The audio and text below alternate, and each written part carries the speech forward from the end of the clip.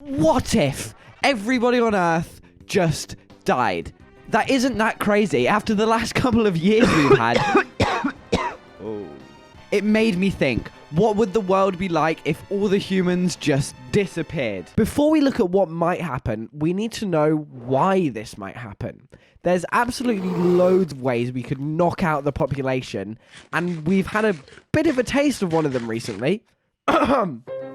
And so, I present to you my list of ways of global extinction.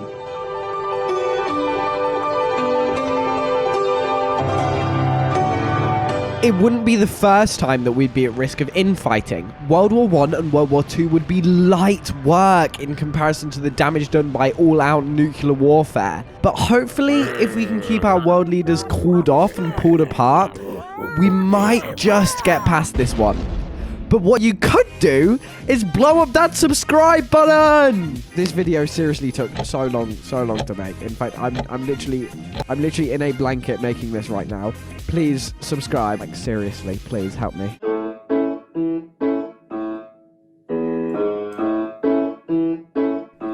We've seen it before, and I wouldn't put it past us to see it again. In less than 24 hours, the world of the dinosaurs was gone. In short, an asteroid hit Earth, it got really, really hot, like 1,000 degrees hot, because of all the energy and shockwaves and gases that exploded out. And then the sky got covered in ash, and it got really, really cold, because the sun couldn't reach us, and then everything starved, because plants couldn't get the energy from the sun. And that was the end of them.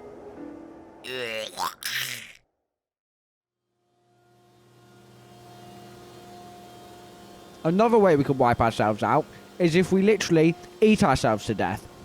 What's this? Another whole video about the matter? The Yellowverse continues. I've literally had to stop the making of this video because I've got COVID. I'm in bed, I can't record audio, my voice hurts. This is... He just comes out of the water and kills us all. I haven't seen the film. You've probably heard of this one before, but if you don't know, the Yellowstone Super Volcano is a huge volcano in the middle of the US in a national park. But it's not like your sort of standard Despicable Me volcano with a huge mountain and a massive crater in the middle. It's much, much more deadly. It's flat, and it's full of lava. When it explodes, it's going to explode out the ground and spray everywhere. Now, don't get me wrong, it's not necessarily going to be a bad thing. I mean, for starters, it will knock out a lot of the US. It will take out about all the surrounding states, covering them in lava and covering the whole place in ash. But the deadly part is when we get to the poisonous gases.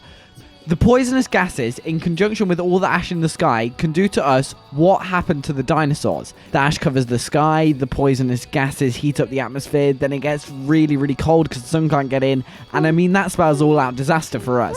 It's slightly up for debate how bad a Yellowstone eruption would be, but we do know it will cause deaths. But hey, don't worry. Do not worry, because an asteroid is much more likely. Okay, so let's say the humans do get wiped out. What happens next is highly dependent on how we die. So let's take Yellowstone as a test ground. Today, we are conducting an experiment. Yes, you may be asking, what experiment? Now, I'm assuming you guys all know the Coke and Mentos challenge. Let me explain our experiment. I have a Coke bottle. This is our volcano. When it explodes, it's going to flow down the valley and destroy our plant life. Or will it? Now, I'm going to be honest, the next scenes you're going to watch are a complete failure. Will the cactus survive? Oh! That was so anticlimactic. And after that massive fail, I decided maybe it was best we went a bit bigger.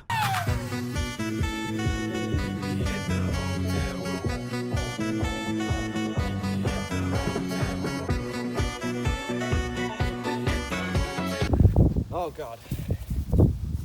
3, 2, 1.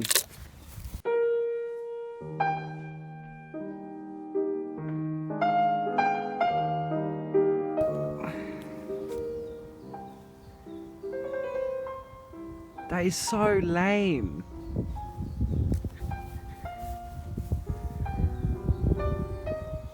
So, I decided to do the only sane thing left.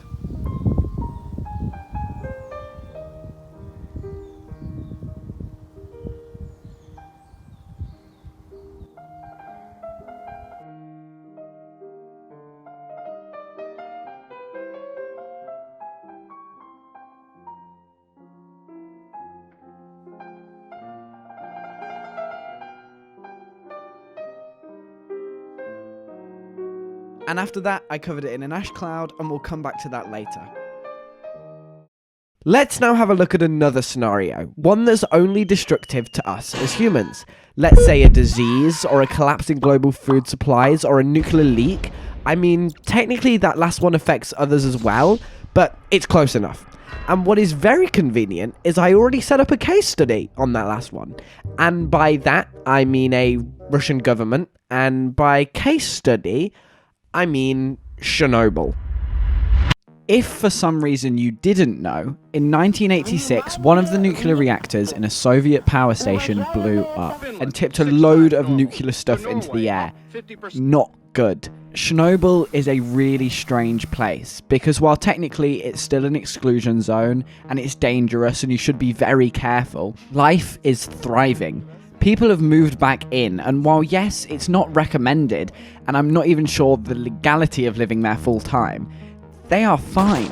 I mean, besides the deer with 2 heads. Maybe the world we'd get to was one with abandoned human buildings and just animals reclaiming it. Okay, so now we've had a look at what might happen, let's have a look at when this might happen. This is another very theoretical question, and people have had many theories that fall under the umbrella of the doomsday theories. However, the big doomsday argument predicts when the human race will be wiped out, and it's surprisingly soon. Let me preface this by saying I don't know what I'm on about, but I'm going to try my best to explain. Okay, think about you for a second. Unless you're some kind of heavenly creation, which I'm assuming you're not, you probably have no idea where you are on the human timeline. You could be in the first half of humans, the first 1%, the last 1%, or anywhere in between. And given that information, there's a 95% chance you are in the last 95% of humans. Are you following? I can't hear you. I didn't think of this. If you aren't following, watch that bit again. I promise it makes sense. Given that we know about 60 billion people have been before you, and we are 95% sure that 60 billion is at least 5% of humanity, if we're in the last 95%, that means the maximum human births is 1.2 trillion. And based on current projections of population, that gives us 9,120 years to live as a species.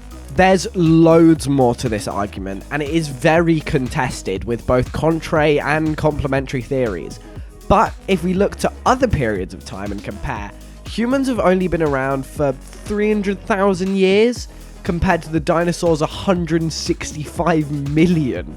That means that Homo sapiens have done 0.5% of what the dinos managed.